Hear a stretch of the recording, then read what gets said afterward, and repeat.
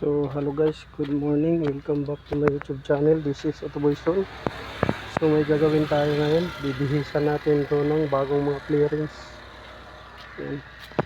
So picture natin yung itsura ng before saka after. Yan.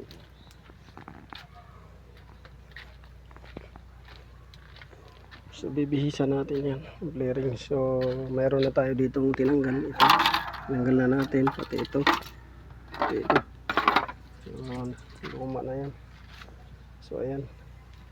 So ito yung ipapalit natin. Ito, may bago dito. So ayan, ipapalit natin. Tatanggalin muna natin yung mga luma. Ito. Tanggalin natin ito. Luma niya. Palit din yung ganito. So hello guys, good morning, welcome back to my YouTube channel. This is Otoboyson. So ngayon guys, mayroon tayong gagawing motor muna. So doon, yung Mitsubishi Lancer, yung ginagawa natin ay pinapabilhan natin sa may-ari ng distributor assembly. Kung may mabili siyang ICM, much better. Pero sa palagay ko, walang mabili dito na ICM kundi assembly. Dahil nawawala yung kuryente sa ignition coil. So ang problema kasi yan, ICM, ito yung ignition control module niya. Mayroon kasing mga diodes, resistor doon, at at the same time IC na kumukontrol at nagde-deliver ng kuryente. So pawala-wala yung kuryente. Tapos na yung top overhaul natin, pero hindi maka-andar ng tuloy-tuloy dahil sa kuryente. So dito naman sa Toyota BB na to, ang ginawa natin dito ay ni-refresh natin, waiting parts. So dumating na raw ayon sa customer. So gagawin na rin yan. Tapos yung Isuzu doon na pick up, waiting parts. So tatlo na lang na iwan natin, Lancer, Toyota, Isuzu. So may motor tayo, dalawa. Wala pang desisyon yung mayari. So ngayon, ang gagawin natin guys ay pipix natin tong ano nya, ito, footrest. Sensya na guys, dumaan yung naglalako ng pandesal. So ang problema nito guys ay putol yung dalawang tornilyo nitong footrest na to. So ang gagawin natin ay tatanggalin natin yung putol at i-change oil na rin natin to. Pero bago natin gagawin yon, yung i-drain natin, pag-welding, i-drain natin yung oil. Pag na-drain natin yung oil, drain na natin yung oil, ngayon pwede natin mag-welding. Tapos i-drain muna natin yung gasolina rin para hindi tumulo. So gasolina at saka oil i-drain natin para makapag-welding tayo. So ito yung muna gagawin natin dahil puro waiting parts. So yun yung gagawin natin. So sige guys, isa na natin to, drain natin oil. So ayan guys, na-drain na natin yung oil at saka yung gasolina. So kailangan i-drain yung oil at saka gasolina bago tayo mag-welding dito ng footrest. So bakit i-drain natin yung gasolina at saka oil? Una, para hindi magkalat kasi itutumba natin yung motor. Pangalawa, para hindi rin umapoy o magkaroon ng spark pagkasunog ng gasolina o oil, magdudulot ng sunog dito sa motor. So i-drain muna natin yung gasolina tsaka yung oil para safe tayo. So yun, umpisa na natin yung pagtanggal ng footrest at saka natin itutumba siya. yung motor or itatagilid. So yun, sundan nyo lang guys. So ayan guys, so natumba na natin. So kakalangan nyo lang doon sa may footrest bracket nito ng kahoy, tapos dito para hindi dumaaslos. So yan, tinumba na natin siya. Yung manubila doon nakatukod naman, tapos yung kailangan hindi maka yung flaring sa lupa.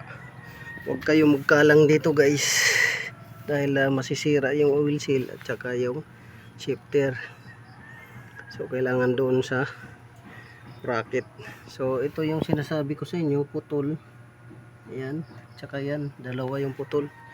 So lilinisan muna natin yan bago natin weldingin, kasi pagka hindi nyo nilinisan itong oil na to na kumapit, kinapitan ng mga putik, masusunog yan. So kailangan linisan nyo muna bago nyo weldingan. So bibuild up pa natin para mahugot natin yung luma. Yan yung gagawin natin. So ito yung footrest nya, tsaka side stand natanggal na natin. Ngayon yan naman. So ayan guys, malinis na. Ayan. So yan yung i-weldingin natin, pati ito. Ayan. Yung ano na yan, tsaka ito. So tatanggalin natin yan. So kailangan malinis para hindi siya mag apoy, kasi itong dumikit dito may halong langis yan sa putik. So kung hindi mo lilinisan yan, mag apoy yan kasi may langis. So kailangan linisan, tanggalin yung mga kumapit na hindi man totally talaga na malinis, at least mabawasan mo man lang para maiwasan yung pag apoy, kasi pag makapal yan, apoy talaga yan, kasamang langis kasi yan. So ready na yung gagawin natin.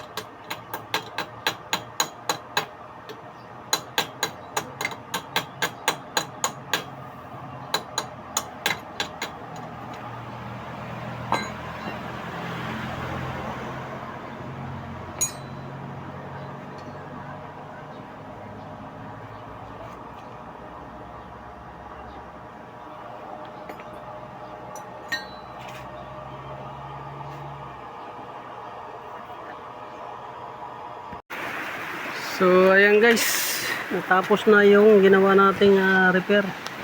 So, pinalitan natin ng mga bagong bolt. Ayan.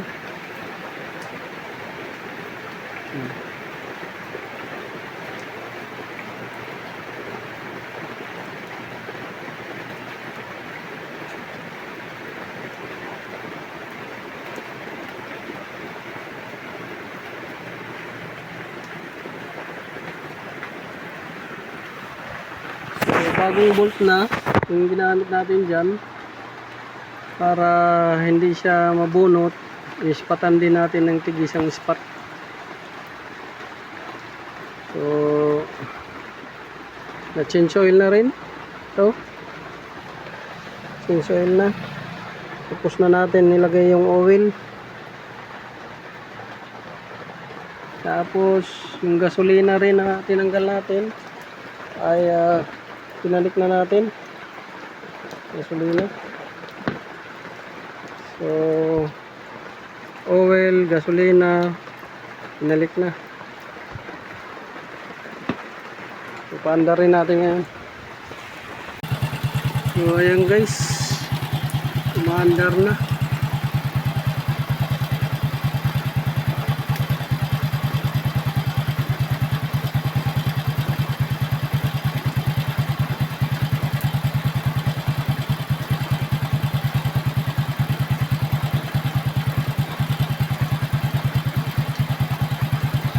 So umaandar na siya.